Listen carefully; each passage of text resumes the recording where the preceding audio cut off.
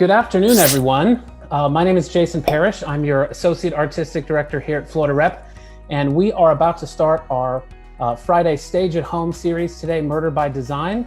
Our Zoom participants are waiting to be let in, so I'm going to let those people in and then we will get started.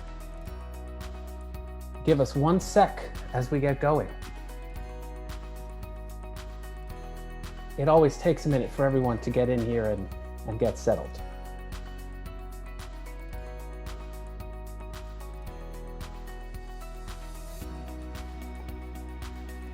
Excellent. So while everyone's audio is connecting, I'll reiterate again, my name is Jason Parrish. I'm your Associate Artistic Director. Just make sure that if you're not on the panel today that you are muted. I'm gonna go ahead and try to do that to some of you just in case, so that we can keep our background noise down. All right, well, thank you all so much for being here today. We are so excited to have you all at our third weekly Stage at Home series. You can watch the edited versions of the last 2 Stage at Home talkbacks on our Facebook page and on our YouTube page. All of that information is posted and it's been a huge success. We're so excited that all of you are here and that we have so many participants today. We keep increasing our viewership, and we're so excited to say that we're streaming live on Facebook as well. So there are even more people watching on Facebook. This week is a treat. We have a behind-the-scenes look at A Gentleman's Guide to Love and Murder. And as you know, Florida Rep is very well known for the quality of its scenic work, its lighting work, its costume work, and all of our shows. We could do one of these for all of our shows, and it would be incredibly interesting and wonderful for you to talk to all of our designers who are at the top of their games. But we picked this particular play, musical rather, for today's behind the scenes look, because it really brought together all of our scenic elements, all of our lighting resources, costumes. It pushed every single department to its limit, and not in a bad way, in a really exciting way. So this was really the culmination of 22 years worth of work at Florida Rep to bring this one to the stage. So today we have a panelist of the entire design team for A Gentleman's Guide to Love and Murder. We have with us David Arsenault, our set designer. We have Charlene Gross, our costume designer. We have lighting designer Tyler M. Perry. We have our projections designer Rob Siler, sound designer Katey Lo, our stage manager Janine Wochna. I'm here today as your host, but I also directed the production. And I'm excited to say that we have our production manager, Tim Billman, who is responsible for corralling all of those people, and Drew Johnson, our technical director, and also on the call are other members of our staff and production team. So I think we'll start off today by having each of our panelists introduce themselves to you and tell you where they're broadcasting from and what they do in this world. So David Arsenault, let's start us off. Hi, everybody. I'm David Arsenault, as Jason said, and I am coming to you direct from New York City, where I have been locked in my humble apartment for going on 6 weeks now. Fortunately, I live very near a park that's easy to keep social distance from others from, so I've been going out a lot. But I'm a set designer. I've been a set designer professionally for a decade now, and this marks my first production at Florida Rep, and what an exciting ride it was. That's me. I mean, Jason, do you want me to talk specific? Do you want me to dive right into the show, or? That's terrific. Now we'll go to Charlene for an introduction. Hi, so I'm Charlene Gross. I'm coming to you from Central Pennsylvania. I teach at Penn State. So I have spent most of my day on Zoom meetings because I also teach both graduate and undergraduate costume designers. So you guys are my 4th. I have 2 more after you of Zoom today. And I freelance, and I've been doing shows with Jason since 2012, maybe. Christmas Story was my first show. Oh, then that was 2015, Christmas Story. 2015. Yeah. We're not that old yet, right? Not quite. Thank you. And Tyler, introduce yourself to us. Hello, I'm Tyler. I was the lighting designer for Gentleman's Guide. I too am based in New York City, that's where I'm hunkered down.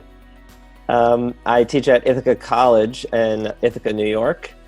Yeah, I had something else I was going to say, and I've forgotten it already. It'll come to you, So, I'm sure. yes, again, lots of Zoom meetings is what we're doing. Yeah. Rob Siler, projections designer. Hi everyone, Rob Siler. I'm coming from Orlando, Florida. I'm a lighting and projection designer professionally, and I also teach at the University of Central Florida.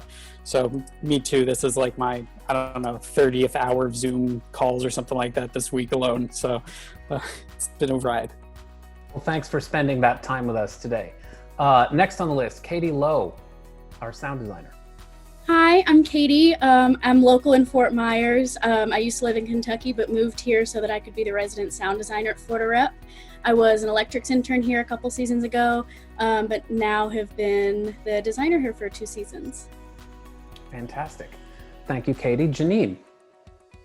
Hi, I'm Janine Wagner. I'm the stage manager for Gentleman's Guide.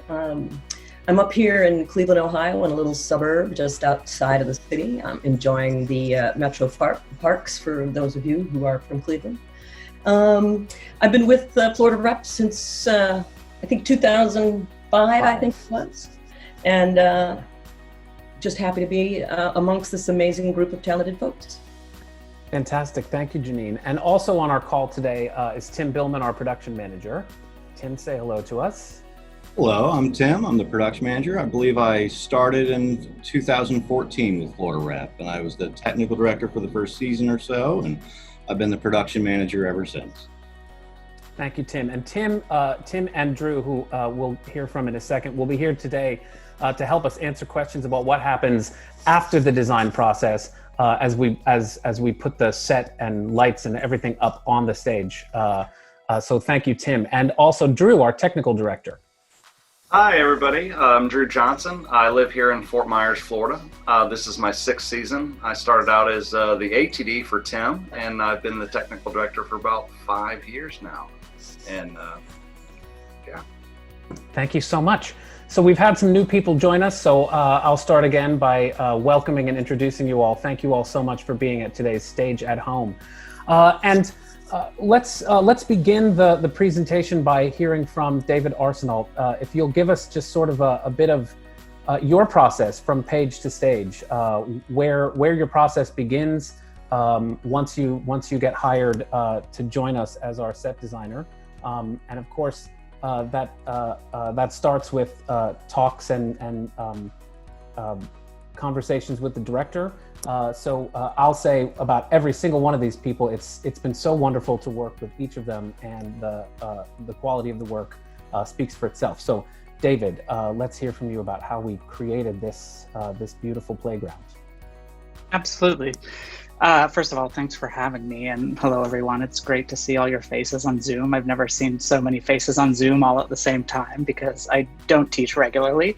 So this is very exciting for me. Plays differ quite a bit in their needs scenically, but I have to say the one place where working on any design always starts is the script. You have to start with the material, and you have to understand the material, both from a storytelling standpoint, but also from a flow standpoint. And for a musical like this, the most critical thing to understand is the flow of it, and to figure out how you get from place to place. Because anyone who's seen a multi-location musical such as this before that doesn't have anything that really helps it move scenically or efficiently scenically you probably know that the show can grind to a halt, and it sort of kills the energy. So this show moves pretty significantly. There's upwards of 50 scenes and locations in the piece. So you have to conceive of a way that gets you from place to place rather efficiently. So in this one, which is actually a really exciting piece to do, because in addition to all the locations, there's lots of tricks that it has to do and that are essential to the storytelling. So cracking this, especially for a not Broadway size stage was quite a pickle. But what you're seeing now is the rendering that is what we landed on. And this is a rendering is basically a two-dimensional visualization of the set. So this was all done by computer to sort of give Jason and I and the rest of the creative team, through our discussions, the ability to look at an image that represented what we were hoping to achieve on stage. And this is what we ended up with, and here's an actual photo of the set. And it's really great to see the side-by-side comparison so you can see how efficiently it translates from one to the other. What we landed on was this library, because at the end of the day, this, even though it's an active show, it is sort of epistolary. It is about someone writing something. It is about words. Monty spends the entire show basically in his jail cell, when he's not murdering someone in his jail or seducing someone in his jail cell, writing about murdering or seducing people. So it sort of made sense that it happened in a library. And we had a sort of original concept, which we'll show you later, but this is, or a first concept, I should say, but this is where we landed. We also needed to solve sort of the multi-location nature of it, and the sort of the need for the efficiency of that came into play with this small proscenium at the center of the stage, which has the dice quith plaque above it and a projection screen upstage. And we realized very early on that you could, if you absolutely had to, you could do the show without the projections, although it was originally conceived with projections, so it's sort of woven into the material. But our ability to sort of go a lot of the locations quickly, but also do some of the special effects, was really aided by Rob and the projections and our ability to do things quickly. So we did do a projection screen upstage, and here you have an example of how that projection screen was used to use as the backdrop for the Lake Chiselmere scene, in addition to some physical scenery, which are the snow mountains in front of it, which helped us get some of the physical comedy out of a location such as this. Next, obviously there are a lot of other locations in the show that don't require the sort of projection gags or the physical gags. And to me, there was something that made a lot of these locations different from the sort of murder scenes, and the sort of physical locations that Monty visits were very intentionally set off to either side, things that had sort of more architectural roots, such as Sabella's boudoir, as we see here, so we used these rotating panels, which is probably one of the oldest forms of scenery, dating back all the way to the Greeks. These are called periactois. They are three-sided panels that rotate. So each section has three different panels on it. Here you can see there's three panels that have the pink damask wallpaper and the sconces on them, but each of those has three sides, so that we were able to go from the library to these more sort of rooted locations in the piece. And through the magic of Tyler and some lighting, we were able to get really beautiful isolated looks and create a sense of those locations without having to do a full stage scenic change. Here's another location that we had to go to, Highhurst Castle. We spent a lot of time here, and there are some very practical needs in this. So I knew it would be sort of essential that we sort of break beyond the periactoids on the side and sort of fill the entire stage. So in this location, we also had tracking panels that closed the stage in, but also provided the architecture, as you see here, with the portraits on the wall that became living portraits, which we'll also talk about a little later.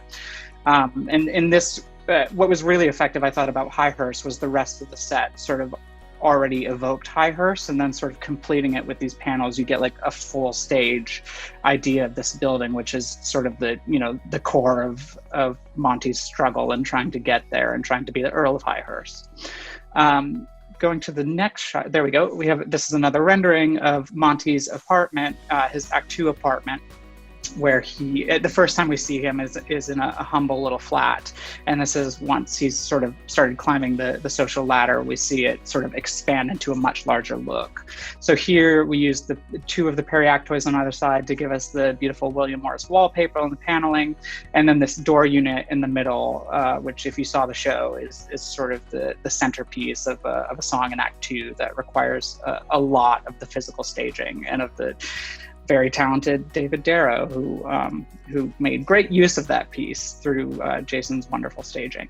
But this is sort of a an odd moment in the piece where we had to have this sense of three spaces at the same time and have a physical division in them that's not sort of required in any other ways. Like we're sort of representing things as backdrops or as pieces of architecture as opposed to fleshing them out more. But for this, it was really critical that it was Monty in between two doors with the girls on the other sides of the doors. And which is probably one of the most challenging things to design in the show. Once again, we also, through the use of incorporated lighting, there was lights hidden all over the set, and in very clever ways, we have the ability to sort of transform the space overall to give us a really theatrical environment that doesn't feel totally like a naturalistic library. So here's a moment at the end of Act 1 where we're able to see, through Rob's brilliant projections, portraits of all of the Dicewith family who has left us, and then those who still have to leave us, but also get a sense of how the space transforms through light as well. What's next? And so this then becomes the first concept. So. Here's the first thing. Yeah, here's the first thing I showed Jason at the very beginning of the process. And when I found this file in my Dropbox last night, I realized this was created 7 months ago, just to give you a sense of how long it takes to design a show, and especially a show of this scale. The show closed roughly a month and a half ago, and our first visual representation of it goes back 7 months, which means the conversations really go back 8 months. Right. But this was my first attempt at an idea. I knew I didn't want to replicate precisely what was done on Broadway, because I don't think it's ever fun just to replicate something, but I knew there were certain elements of the show that needed to function in a certain way just because of how it's written. And I also had this idea that Highhurst, the castle, was such an important symbol for Monty, like something he was trying to attain, something like a physical representation of what he was trying so hard to get. So my idea was to sort of create this sort of half-scale version, or almost like large dollhouse version of Highhurst Castle, which, as you can see by the sort of gray figure standing in front of it, is not fully the size of a castle, and obviously we could never fit an entire castle on stage in almost any theater, but especially not the beautiful Florida Rep. But in this version, there was going to be a turntable in the middle, where the center of the building, the sort of the pediment of the building and the outside arches, or the outside columns rather, created a smaller proscenium, and the wall was going to rotate in the middle to reveal all of the different locations. And I think at the end of the day, Janine would have pulled all of her hair out if she had to figure out how to manipulate this in an effective way to make a solid, easy flowing musical, but it was worth exploring. But this can just show you how an idea can start and sort of completely change. Sure, and I wanted to bring up too just the collaborative process that this is, because I remember getting this and thinking, well, that's definitely an idea. And I had trouble, as director, I had trouble sort of visualizing how that worked, because I had the Broadway set so much in my head, having seen the production and having then gone back to see it at Lincoln Center.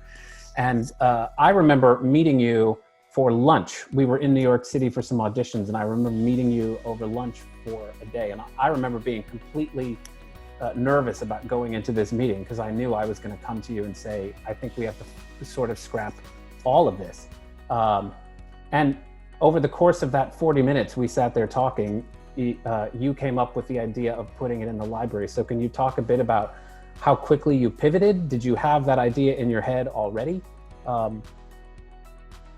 Certainly that idea was always in my head. I think from even our initial conversations, like sort of knowing that your first idea might not always be your best idea. As a designer, you sort of might have backups. So I knew there, and on some level, you can do almost any show in almost any way. That's the exciting part of what we do, and the terrifying part of what we do is you sort of have to distill what's going to be the most effective way to tell your story with what you have and where you're doing it. So I did have this version in the back of my head, and I knew that it was an option just because of the nature of the piece and the way I had read it. I knew this idea of books and words and text, and also doing something that was more representational of a location in Highhurst would be a great idea. What I didn't have and I don't think I came up with at that meeting, or it came up shortly after, was the idea of the periactoids, which I think really sort of expanded the show in a way that hadn't been done before. Like having these rotating panels gave us something that was extremely unique from how it was done on Broadway. And also, like, I just thought really effective given the width of the stage. Yeah, and it allowed us to make sure that that vignette stage in the center was mostly being used for the murder scenes, or scenes that had to do with that central plot line of the story. And it allowed us to pull some things off of that stage, like Monty's first apartment, off of that vignette stage that didn't necessarily have to do with that central story. And the periactoids came from a place where, unlike a Broadway theater, Florida Rep does not have fly space where you can fly scenery in and out, and we don't have wide wing space to store the scenery off stage. So all of this had to be done very elegantly. That was the word I remember using with all of our designers. All of this has to feel effortless. It has to feel that it's going so smoothly. It shouldn't look like we're working for it, and your set really did achieve that. So thanks for that. Sure. And we'll also talk about how this library concept lent itself to Rob's projections. And Janine, when we get to stage management, we'll have a discussion about how you managed all of the scenery. We don't have any photos of the backstage area, but be ready to talk to us about what it was like running the show back there. All right. So next, we want to go to Charlene Gross, our costume designer. So Charlene, if you would start us off with your process, where it started and how it went. And I'll remind our viewers, if you have questions, you can put those in the chat window. I'll be checking that periodically. So if you have questions, we'll hopefully be able to get to a few of them. So Charlene Gross. Sure. Well, David used all the words. So effortlessly, I think you said so many times, Jason. And we were lucky enough to have just done Alabaster together. So we were talking during that process. And then it was, are you sure? Are you sure? We can do this. And David's floor. It's the most. Yeah, we'll come back. David, I forgot to ask you about some of these elements. So we'll come back to some of this after Charlene's had a chance to talk. So Charlene, sorry about that. You keep going. I'll find the right slide. Well, you want to talk about portraits? Because that's kind of where we... Yeah, let's do it. So let me, hang on a second. Let me come back here. So David, if you wouldn't mind going back, and we'll talk a bit about creating the portraits. So give me a second to bring the PowerPoint back up here. But let's talk about creating those portraits that slid up and down and what that process was. Yeah, absolutely. One of the most important elements of Highhurst Castle was ironically one of the last to be created, and that was all by plan. There are in the castle these portraits that come alive in the script. It very distinctly says that there are these portraits on the wall that then become actual people. And we talked a lot about how to do this, and I was imagining spending hours photoshopping real portraits with the actors' faces, and I think it was Charlene who said, well, why don't we costume them? Like, let's see where the costumes land, and then you can figure it out. I was like, oh, why wouldn't that happen? Like, why wouldn't that be the order that we do it in? Do you all have is the PowerPoint playing like it's supposed to? Yeah. Okay, great. And I was going to tell a story on David, because you kept asking me, so are these renderings up yet? What am I matching? I said, oh, David. Because I do a lot of opera, and a lot of portraits coming to life, and operetta happens, I think, probably once every other year in my life. So I said, oh, no, I learned long ago. Let's work the opposite way. We'll figure out what the costumes are, what era, like what centuries we want to represent, or what groupings, and then go from there. So, which was a lot of fun once we knew what we were doing. And that also involved Janine and Jason going, okay, so who's staged where, and how much time do I have with whom at what point? Yeah, and we did have to change in the staging of it. We did change where the two single gentlemen actors were standing very late in the process, just before Drew had built them. Yeah, because that those words of effortlessly came in lots, right? And I don't know how many people noticed how quick changes happen in the show, but they're pretty darn fast. I believe we're staring at Jan, who was there, the older woman.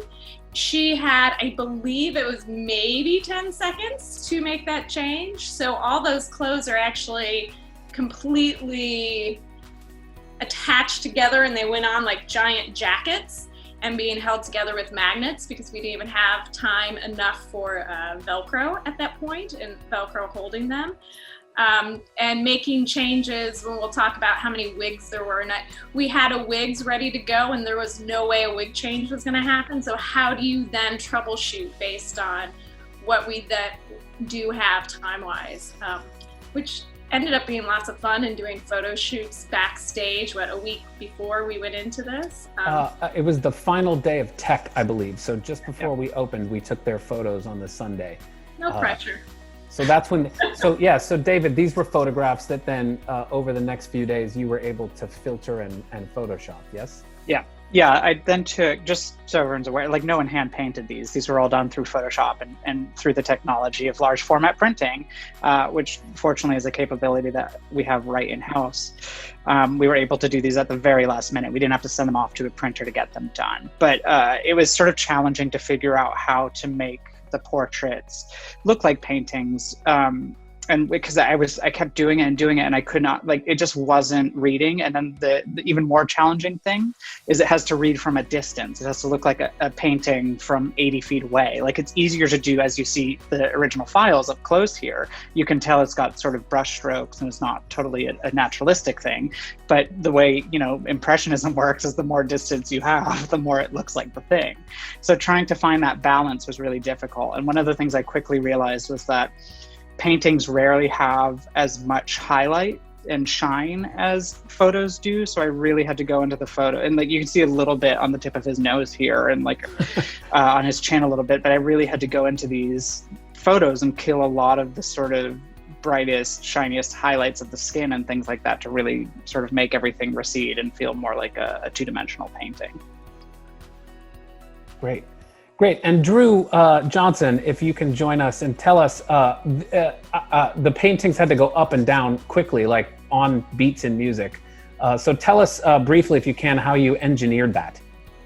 It was basically put together with a track system and a counterweight system. It was basically string going up to pulleys and things like that, and counterweighted towards each other so that they were both equal. So it literally took the actors and the actresses minimal force to put it down and put it back up. It's just a simple counterweight system is how we put that together. Fantastic, and they work beautifully.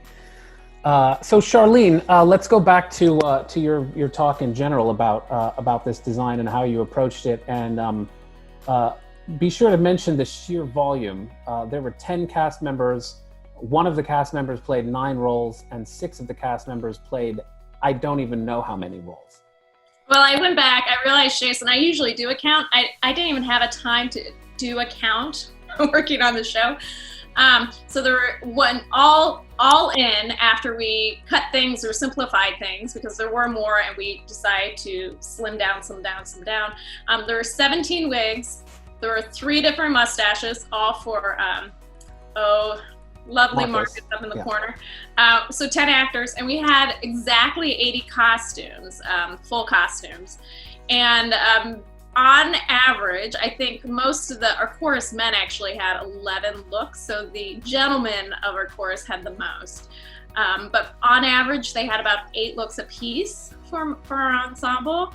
And I think that aside from sheer volume and their period costumes, and they have to have a look to them, the hardest part about the show is not the volume of them. That's a challenge, right? But the fact that they have to go on and off quickly, and our ensemble almost always changes in unison. So we'll go from, let's say, the mourners at the beginning to the tourist, and there was I don't know, maybe, I don't remember. I block things from my mind at a certain point. But, you know, there's less than 5 minutes between almost all these changes, with some of them being 30 seconds. We had 6 people on wardrobe backstage working pretty much all the time. So you can imagine all of our ensemble running back there. So 6 people running at you at once. And we took up a very large volume of backstage. Thank you. Thank you to everybody, because I kept going, hey, help. And that was a lot of work with Tim and Drew and David and Janine figuring out that footprint, because they had a big chunk of space backstage that was carpeted and had lighting, and there was a wig station and places where they dropped their clothes and places they got their clothes. So that was a huge part. That to me was the real challenge for the show. How do you change 6, sometimes the entire cast of 10 all at the same time and get them back on stage in under 5 minutes? And a lot of times it's hats and wigs and everything else. What Jason has up right now, our leading ladies, they, even though they take up the most time probably within the shop of building things and acquiring things, actually have the least amount of costumes. And it's probably one of the few shows where your principal women don't have as many costumes. And many of their changes actually have to happen on stage and during a number. So Sibylla, the grace it takes to have to sing and dress, which Jason knows as a performer, yes, it takes a lot of blocking, a lot of focus, and a fair amount of talent to do it and make it look easy and natural within there. And to go from all of our principals who have a much more elevated look, an upper class look, and having Sibylla change from having money and climbing that ladder to having a lot of money. And if you follow her projection as a performer, and Alex May does this too, but to follow that track of them starting in much softer colors, and as they mature and become a little more savvy in the world, their colors also deepen and go that way too. And just, I think, the great sense of how much goes into these. And I can tell when certain photos are taken, because if you saw first preview to opening night, the clothes look very different. Yeah, hopefully most of us knew that more than our audience. And these photos were taken after opening, so yeah. So you're seeing finished product too. Yeah. So, but it's fun. It's fun to know how much frosting is what I like to call it goes onto it. Sure. And then yes, the chorus, the sheer volume of our chorus. I think there's 50. There's 11 looks of different chorus kind of groupings, from the mourners, where they have to feel like a force, to the Hyacinth's colleagues when they have to, I thought of that group as creating a backdrop for Lady Hyacinth and all her grandeur. I believe, Jason, you have to help me. You kept asking about something. I said, oh, no, the hat. And we were talking about choreography, and I said, oh, no, wait till you see the hat. Wait till you see the hat, yeah. And Lady Hyacinth's hat turned up, and there it is. It had a life of its own. Yeah, you kept asking, well, is she going to be enough? Is that humor going to be there? I said, oh, just wait for the hat. Which was a lot of fun. And that speaks to the other kind of fun part of this. The mourners, the colleagues, everybody has lots of little accessories, the way to pull it off and finish it, right? The sheer volume of hats and gloves and cloaks and purses and reticules and parasols. Janine, I'm sure, was going, I don't care about one more missing black glove backstage, just make it happen.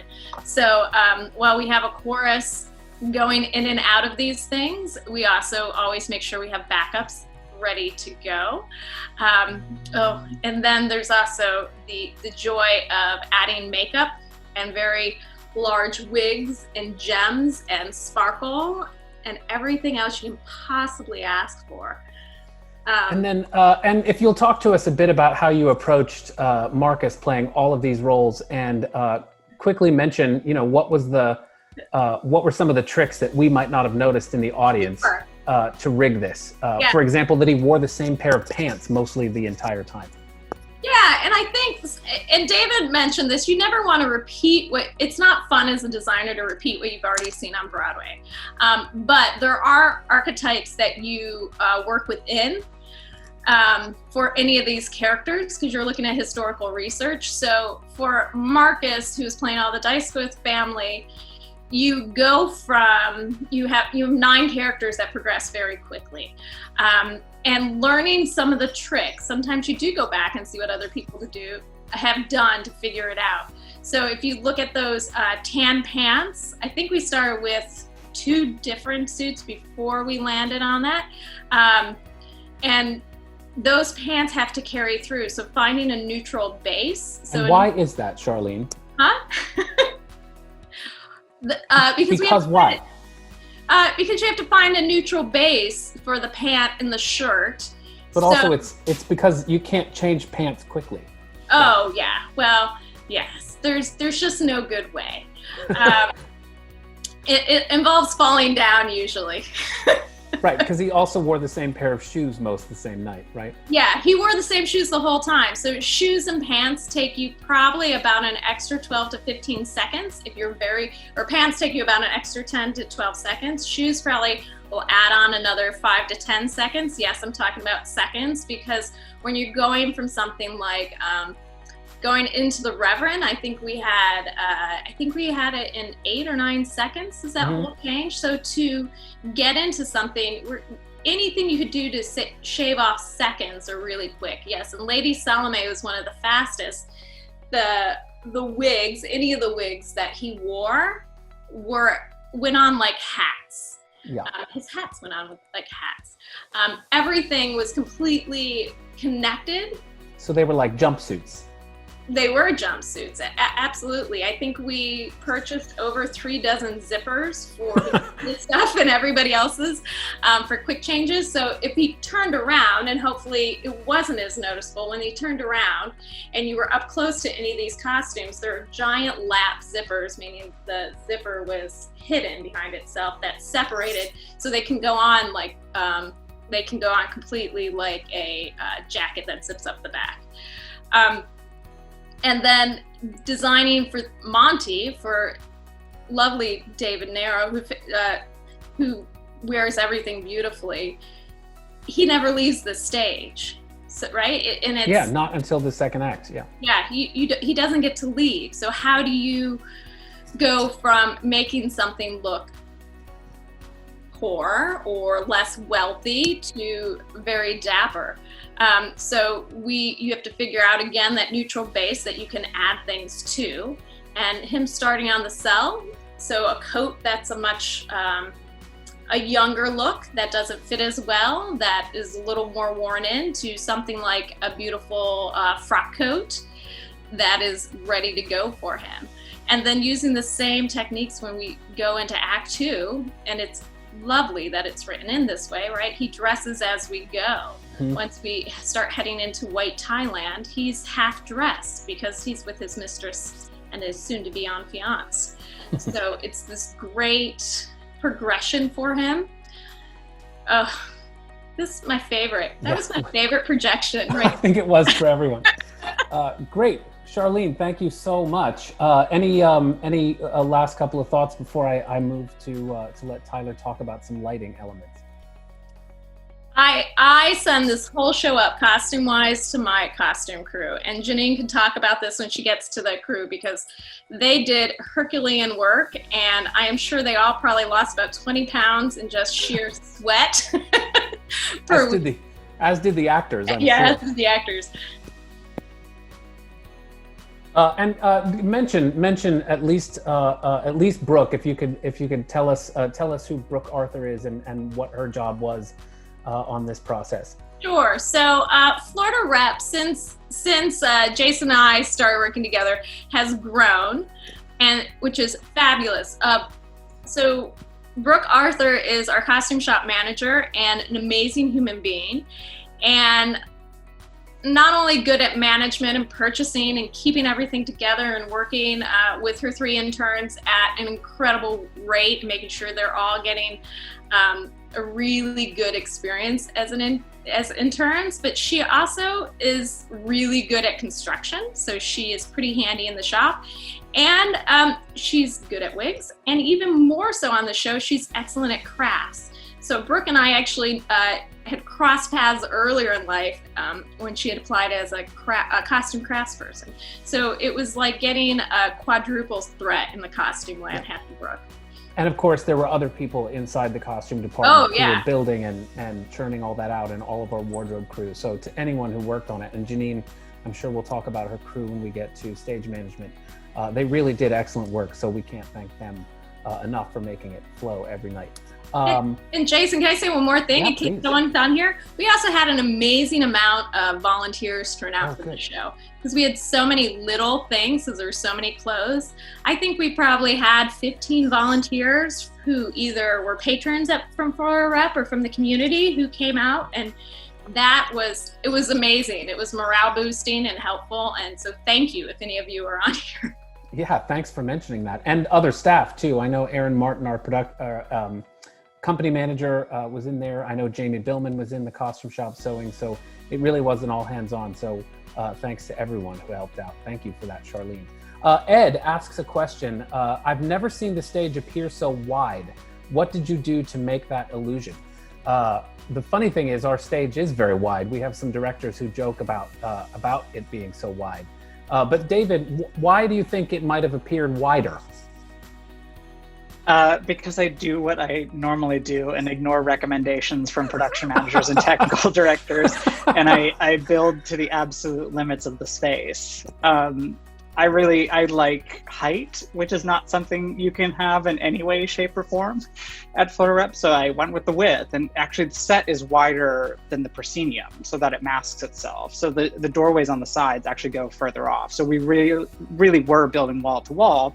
And then on top of that, we painted the entire proscenium gold, which I believe most of the time it's black or has some other treatment on it. So we've actually, beyond having a really wide set, we also expanded the feeling of the set by painting the proscenium, including it in the design, and then putting things in front of it that made people perform in front of it. So the space, what it comes down to is proportionally the stage is wide. And we were just really emphasizing that by where and how we use things. Well, thank you for that. And we appreciate you pushing us to our limits and ignoring the recommendations. It was well worth it. Tyler Perry, our lighting designer, if you'll take us through your process. And I, as a director, I'm happy to say that lighting is one of the things I know very little about. So it's my favorite thing to watch come together. And Tyler and I have worked together a number of times. So we're so excited to have you on this. Tyler. Yeah, yes. Lighting is such an interesting thing because it's intangible, and oftentimes people can't tell what it's doing for the evening of theater, but it's so important because it reveals everything, and we have to make decisions based on that. So oftentimes the lighting designer takes a bit of a backseat for those early parts of that 8-month design process, and is part of the discussions of the play and all the tricks it needs to do, but waits to see what the sort of world is going to be and is responsive to that. So I take a lot of time to look at the renderings that David created and the renderings that Charlene created to sort of see what the aesthetic of the play is and what are the things I need to reveal and what's the sort of vocabulary visually that we're creating. And this particular process was unique for me because we had projections as well, and that adds another layer of visual storytelling, but also something that's actually lighting based and therefore needs to work well together. In this play, I thought of my job as everybody's talked about the elegance in which this play needs to move and quickly. That lighting was one of the things that can do that the easiest, because lights can change in 0 seconds in a way that scenery cannot and clothing cannot. So being part of those transitions became really important. I'm gonna do a little screen share. Oh, great. While you're setting that up, I'll say that one of the things I love about Tyler is that he's always game for a challenge. And when I say things to him like, can you hide light in that space? Can we have light under there or coming out of there? He says, yeah, no problem. Yeah. And that was on display a lot in this production. Well, one of the things I remember saying in an early production meeting when David showed his rendering was, we did it over Zoom and my eyes were darting around he could see my eyes darting around the screen, and I was like, I bet you could tell that I'm looking for places to put lights. Because it's a very layered set. So some of the early work this is my notes, some of my notes from reading the play, where I literally just list out all the locations and anything that is important to me. Like, for example, we move up to the towers and time freezes. Those are things that I feel like light has to support in a way that like scenery can't necessarily.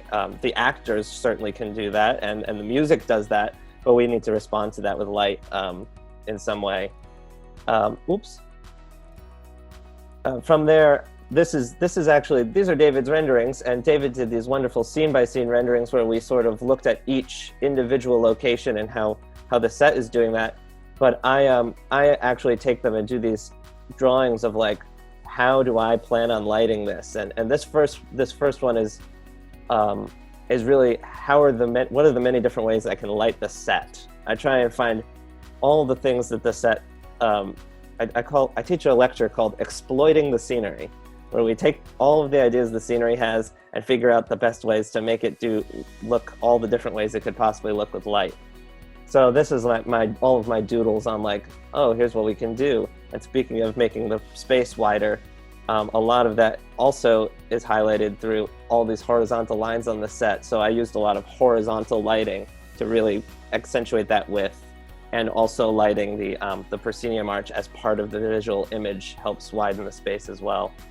And then I also go scene by scene and figure out what do I need to make these compositions. And there's actually one of these for every scene in the show. They're just in a binder that I think is still in Florida. But there you go. We do a lot of prep work in the lighting area, where we then have to think about mathematically how to put lights in places where maybe the audience can't see them, maybe they can, and where they can actually hit what we want them to hit in the right ways.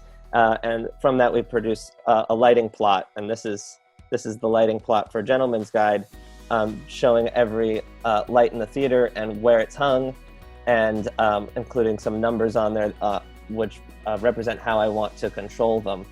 I also specify color. Color is a big thing, and a color for this show, for me, I responded a lot to obviously the scenery, but also the costumes specifically for the moment-to-moment work are so, there are some strong color palettes in the show.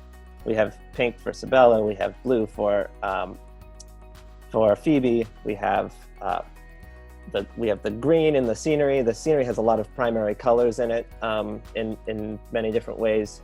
So I look to all those things to sort of help me decide what the color palette is for the show. There's a few of these drawings that represent all the different positions that are hidden. Tyler, would you yes. Unshare your screen and reshare it? I think some people are having trouble seeing the drawings. Absolutely. Let me try and share again. Well, I'll just share my whole desktop. I think that might be better. You seeing this now?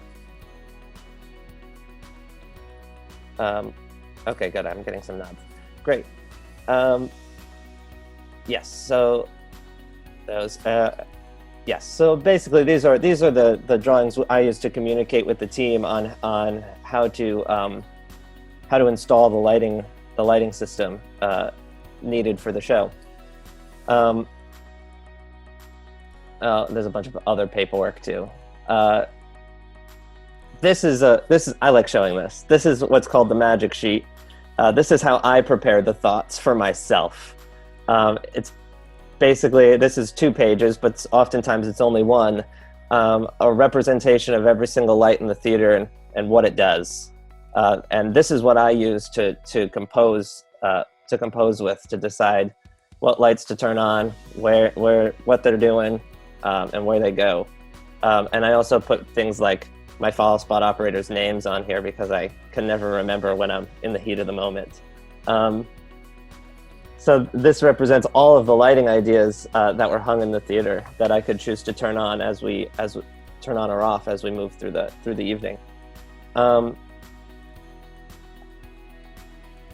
This is the lighting cue list. It might be surprising to some people that when we walk into the technical rehearsal, which is where we're starting to build and create the lighting cues and really finesse all of the technical elements into the rehearsal process, I walk in with a plan for every single lighting cue in the show. They're not yet created, but there's some sort of plan for every single idea as we move through. This is only 2 pages of what I think is like 20. I did a little count because I thought the question might come up, but I'll just preempt it. There were 435 lighting events in the play. So over the course of 2 hours, we only looked at a stage picture for about 40 seconds before the next one came. In some cases, less. And that is why we love you. The cues are free, I say. And it's so important in this show because we're constantly moving through time. I think about the trial scene where there's all 10 people on stage and we have to know who to look at a given moment in seconds because they're giving us important information and we're firing us across the stage, and that's the lighting's job, is to give us focus. Oh, that's not interesting. But I give this to Janine, and I actually believe Janine's going to talk about this a little more. I give this to Janine, and so she knows where all of the lighting cues belong in the script, so she can call them each night correctly. And then there's pictures. Fantastic. Do you want to? I mean, we've seen a bunch of pictures, but you're more than welcome to take us through a few, if you'd like. Well, for example, tell us where you've hidden lights. Oh, sure. Yeah. Well, in some cases, David's actually made some decisions about where lights could go, and that actually helped me know what he was thinking about how light plays in this world, because it is a fairly realistic library, but it got us having a conversation about how light can expand that because the play doesn't take place in a library, I don't think, ever, as an actual location. It was just a vessel for the story. So we have lights hidden in all of the molding up here. Can you see my mouse? Sure. We have it hidden in the molding up here, which helps accentuate some of these curves. We have lights, big old lights, hidden behind these columns that push color onto this curtain, but also allow us to enhance the environment up behind that for the vignettes. There's lights hidden behind the scenery up here. So it was very exciting. Lots of lights hidden anywhere we could put it. Yeah, thank you so much. Keep your screen shared because I had one question from the group. Anina asks, were the books real? So David Arsenault and Drew, if you wouldn't mind answering that question for us and telling us how we made those books in that library. Not a problem. Basically, we have a guy that's locally, it's a company called Mr. Foamy. He's our go-to guy. He gives us all kinds of trim and everything like that. So on this stage, for example, all the molding you're seeing, the dice with arches, that's all foam. That's not real wood.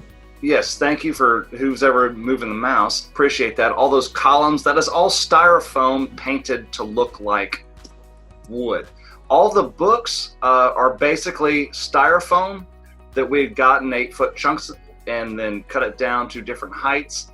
And then the props people literally glued all of that, printed out, book edges and things like that, and painstakingly glued that paper to the styrofoam. But that is all styrofoam. Yeah, it's paper and styrofoam That's a great question, Anina. David. Shout out to the props team, Shannon Rossi and her team who created all these.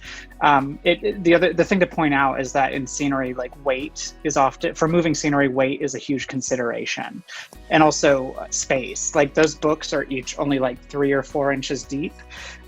Because that's all of the space we had on those rotating panels. So it was really critical that it worked. And then in addition to once the printing and everything was applied on there, they then applied a polyacrylic glaze to give the books like a little bit of shine that leather has to really help them pick up the light and pop off the scenery.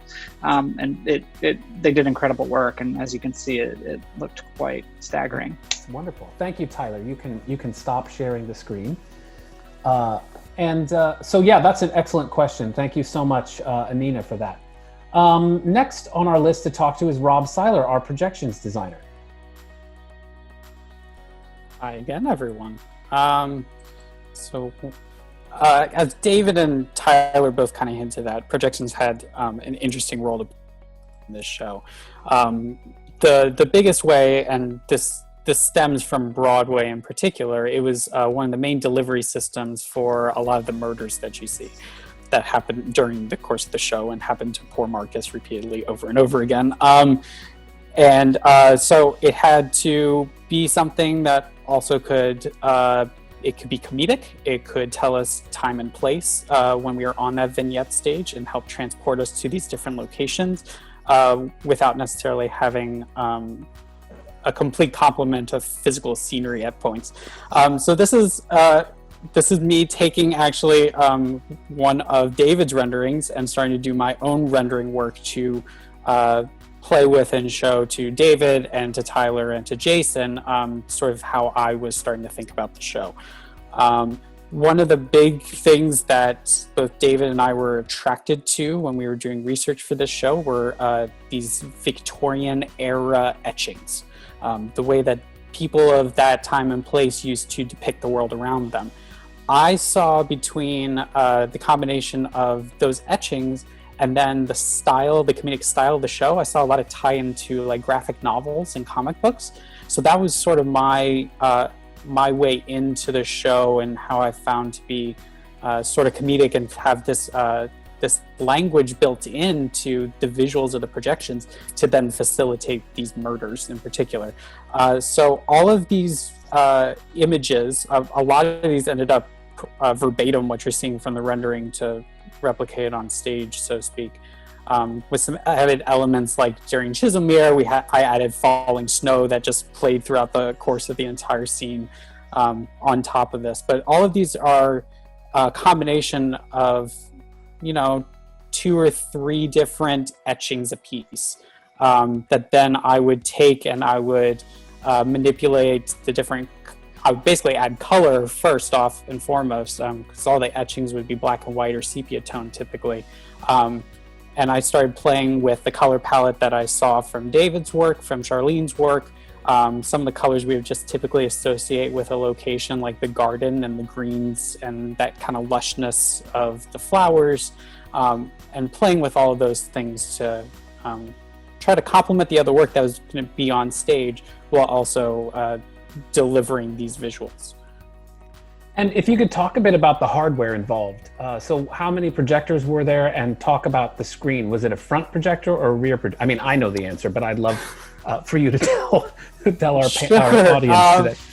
Yeah, so kind of like with lights, we have options of where we can put this kind of stuff, and we have options of gear. So what was really important for this show was that the vignette stage would open up and we were in this environment.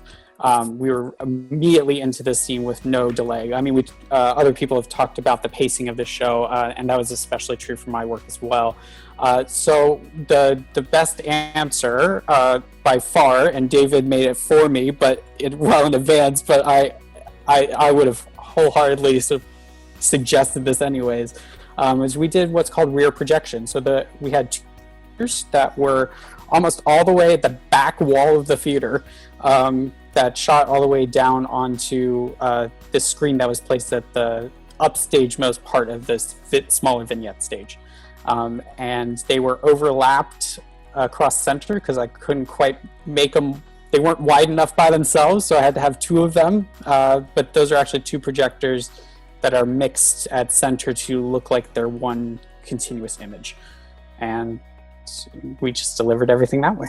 Yeah, and some of them were animated, so you were able to have animation in addition to those static images. Yeah, I did a lot of cartoonish kind of animations of blood splatters and drips. I think we all remember that. My favorite thing to build was actually the bees. I had the most fun animating the bees to flap their wings and move around as a horde and then fly across stage. That was the part that I had the most fun with personally.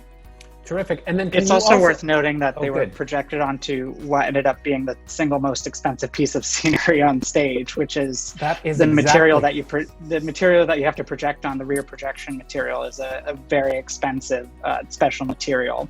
So that one piece of what is basically fabric is more expensive than any other single thing on that stage, which I think drives home the point of how crucial these projections are. That, you know, like the surface, in order to create that, is something that we were willing to invest in. Yeah, absolutely. Tim, did you want to talk about the projector screen at all quickly? I'll pass that on to Drew. Drew, what % of your budget was that screen? Wow. My budget was fairly large for this show because of the size of the show, the size of the cast, and everything else like that. I would say that was a good 25 to 30% of my budget was just that screen. Yeah, it's a pretty, like David was saying, it's a highly specific piece of material. It's used for one and one thing only. It's not like a scrim or a psych or something like that that you can use for different things to throw light on. It is used for nothing but this particular thing. Wow. Well, thank you for that. I wanted to chat briefly with our sound designer, Katey Lo. There were definitely challenges for you. There was an orchestra in the pit, so you had to work all of that engineering to mic all of that, plus the singers, in addition to having sound design elements. So Katey, take us a bit through your process. I always start just by making a general cue sheet with things in the script, like the voiceovers, and there was the cracking of the ice and things like that. So I try to start that as early as possible, just so that when we get closer to the show, it's more about making small edits and then actually putting together the pit and everything. So that part wasn't too different from any other play that we do. But then the sound intern, Ansley, who also operated as the A2 on this show, her and I spent a lot of our time putting that pit together, and we were very proud of it. It was like our baby for the whole show. But we had 4 musicians down there. We had a drummer, a pianist, we had a violinist, and then a reed player who played multiple instruments.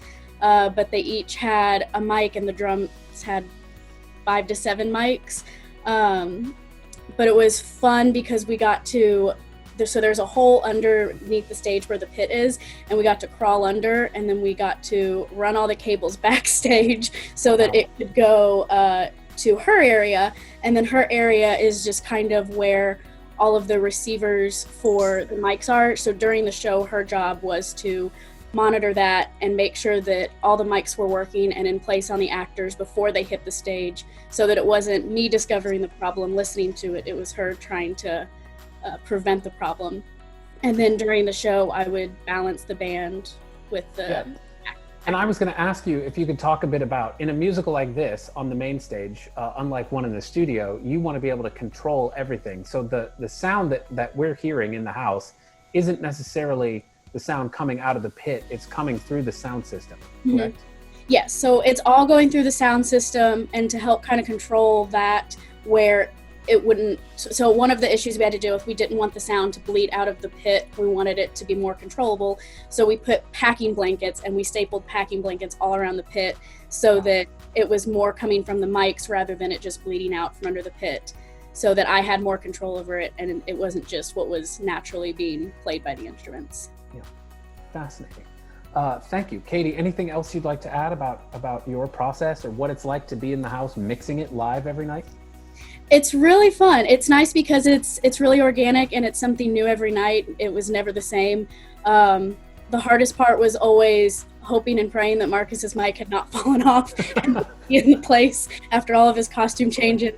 But shout out to him and Ansley for figuring out how to basically tape from his cheek all the way back to his neck so that the mic would stay there and sound good. Fantastic. A couple of questions from the panel. Ron asks, this is a question for Rob. How do you get the art from the, how are we operating that? What system does it go through? Is it on its own computer or is it through the Stage Manager queuing software? It was hosted on its own computer. So there was a lot of this was poor Tyler's responsibility too. Ultimately, the light board ended up being like the central control for most of the show. So when Janine called light cues, there were often times that the light cues were also triggering sound effects and also projections as well. It took a tremendous amount of organization on his part as we threw him stuff also during tech. So thank you, Tyler, for your patience and your flexibility there. But yeah, it was all off of its own computer with then a cable in between it and the lighting console. And they were told to talk to each other and play nice, basically. And then for actually like the conversion of the art into the actual like what was projected, it was like hundreds of hours in Photoshop pretty much, and After Effects, just spending time coloring it in, manipulating everything to look how we needed it to visually. Yeah, thank you so much. A couple of other questions. Sandra asks, is that rear projector screen reusable? And the answer is absolutely it is. Sunny Lubner asks, do we own it? And yes, we decided to purchase it rather than to rent it so that we are able to use it over and over again and make sure to get a return on that investment. So thanks for those very smart questions. Yeah, please. That screen is actually, it is usable for some dynamic lighting effects. It just has to be done very specifically. So I want to put our donors at ease that we've spent the money wisely for something that is actually very versatile. Yes, thank you for that, Tyler. Greg gave me the thumbs up. He appreciates that note. And the last person we want to hear from before we open it up to more questions is Janine Wochna, our stage manager. Janine, I'll bring this PowerPoint presentation back up so that you can talk a bit about your process. But I call it controlling chaos. So tell us briefly, what is your job as stage manager on this a musical like this? To run away. It's massive.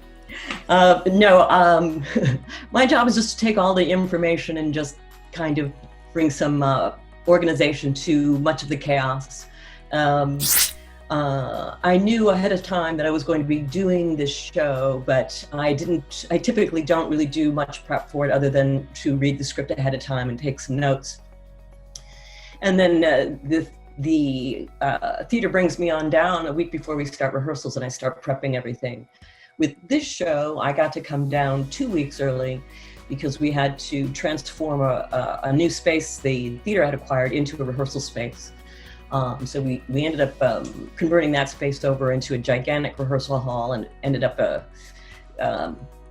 putting in a green room and a practice room and a couple of dressing rooms and some work tables. It was insane. But the first thing I did when I got started with this, I looked at David's renderings that he'd done initially. There was 6 of them, I believe. I looked at that and compared it to his drawings. And then I looked within the book to see what characters were playing what and who did we cast. And from that, I created a scene breakdown, which I believe Charlene used when she was doing her costume plot to figure out who's in what scene, what are they wearing, what elements are in the scene. So that was basically my responsibility, is to just kind of get that all coordinated. And I'll say about that, I don't have an image of that scene breakdown that you created because I would need too many slides. You ended up printing it out and it was about 8 feet long. And you put it on the wall in the rehearsal room. And that scene breakdown tells you who is in the scene, who they're playing in that scene, what they're wearing in that scene, what scenery is in the scene. And it was really so incredibly helpful to me and to the choreographer as we went through it. So thank you for that. Yeah, we also did a meeting as well because it was such an unusual show for it to have so many scenes. I think there's like 22 scenes in Act 1 alone. That is a picture of most of my cast and crew. And that is some paperwork from the run crew there. And this was about 17 pages long, and there were a number of these. This is only one little spread. Yeah. Because all of the pieces that Charlene mentioned, gloves, hats, all those things had to be tracked, all the props, if you can talk about that. Sure. Within the rehearsal process, I had a great group of people on my stage management team. I had an equity ASM, Josh Quinn. Shout out to Josh Quinn. Could not have done this show without him and his calm manner and unbelievable organizational skills backstage. And I also had 2 interns, and Jason, I believe your master student was a part of our crew, as well as 5 or 6 different costume folks and sound and all that stuff, a couple of board ops, follow spot operators and stuff. So my team during the rehearsal period was just responsible for gathering all the props and scenery. All these spaces that you see right now on the floor, all those colored notches and stuff are spike marks for all the different pieces of furniture, and they were color coded by scene or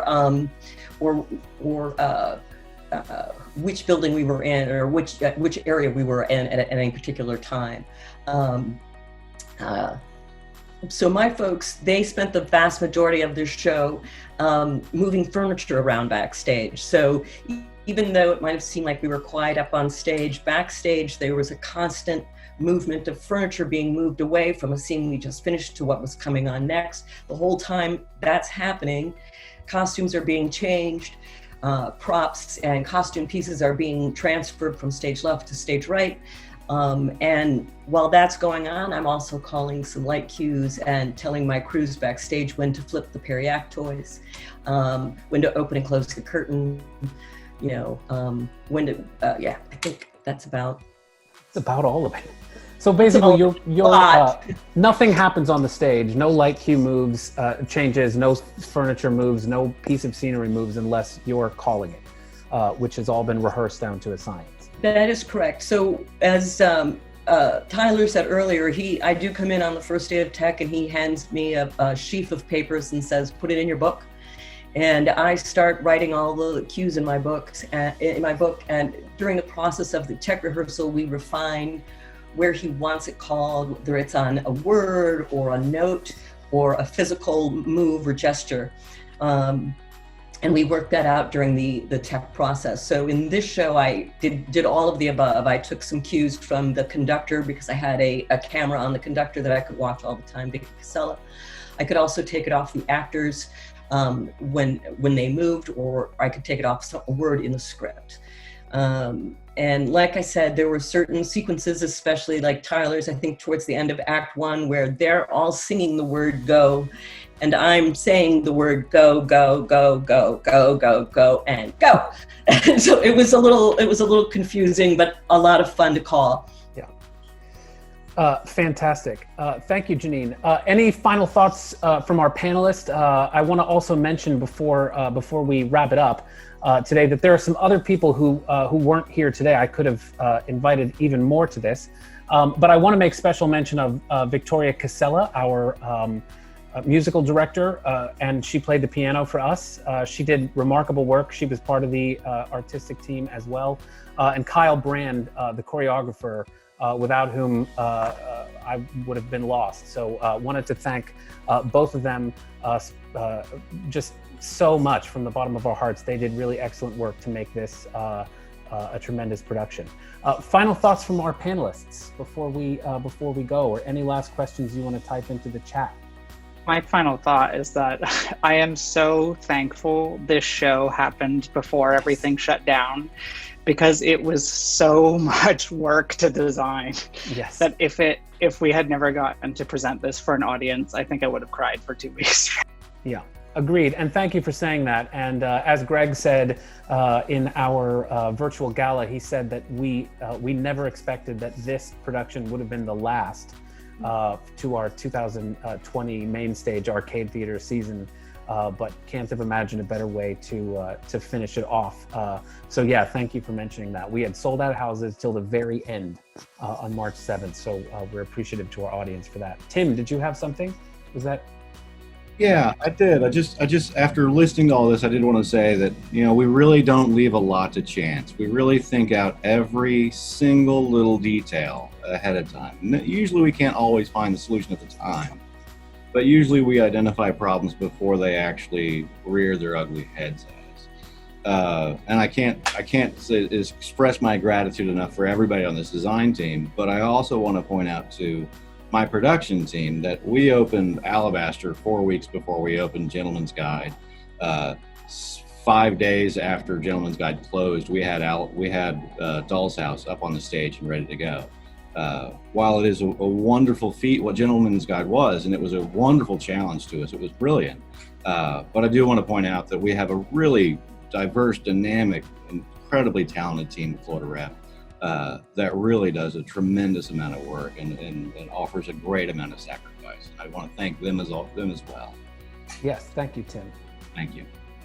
Janine, did I see that you had a comment? You're muted. Unmute yourself. I just wanted to say how grateful I am to have had the opportunity to work with all of these wonderful designers. It's just been an extraordinary experience. And I can honestly say when I got home after the show closed, the show was in my head for 2 weeks. I had to keep listening to the soundtrack. I was still calling cues up until the point they shut our state down. But, you know, it's stuck in my brain, and it's stuck in there for a good long time. And I thank you all. It was you guys who did it for me. Thank you. Yeah, it was definitely a highlight for me. And I appreciate all of your work. Greg, did you have something you wanted to say? Just very quickly, guys. First off, what a wonderful event this was. Thank you again, Jason, Brielle, Joe. I know you guys work hard on making these events happen, and they're really terrific. I mean, obviously with the attendance here, I don't have to say too much about that. But this was such a beautifully realized and beautifully sculpted production. Guys, the work from top to bottom, there was not a weak link. Jason, you brought in an amazing production with this. The talent on all levels, and I know Tim brought it up. There's so much amazing work that gets done. The fineness, the detail that goes into bringing something like this and bringing it to the stage and having it be so darn successful. I could not have been more pleased or happier with the work on this. It was really stellar. I mean, I still talk to people who talk about this, even in the midst of what we're dealing with today. This comes up. And I just wanted to express my extreme gratitude to all of you. And I mean everyone. You know, we have donors here, we have patrons here, we have friends of the theater on right here. I see, you know, different tiles. I mean, we do this as a team, guys. We depend on everybody you see. If you recognize their faces and you recognize their name, they all share in these victories that we have here at Florida Rep. And I'm just so grateful to each and every one. That's all I have. Excellent. Thank you, Greg, so much. And thank you to everyone who came today. Special thanks to all of our designers on the panel today. And if you liked what you saw today, I hope you'll join us next week on the 1st of May at 3:30 for a discussion with the actor and the director and the stage manager for Every Brilliant Thing, plus guests of ours from Lee Schools and from Lee Health and Kids Minds Matter. So again, thank you so much for joining us at Stage at Home. And we will see you all next week. Thank you so much.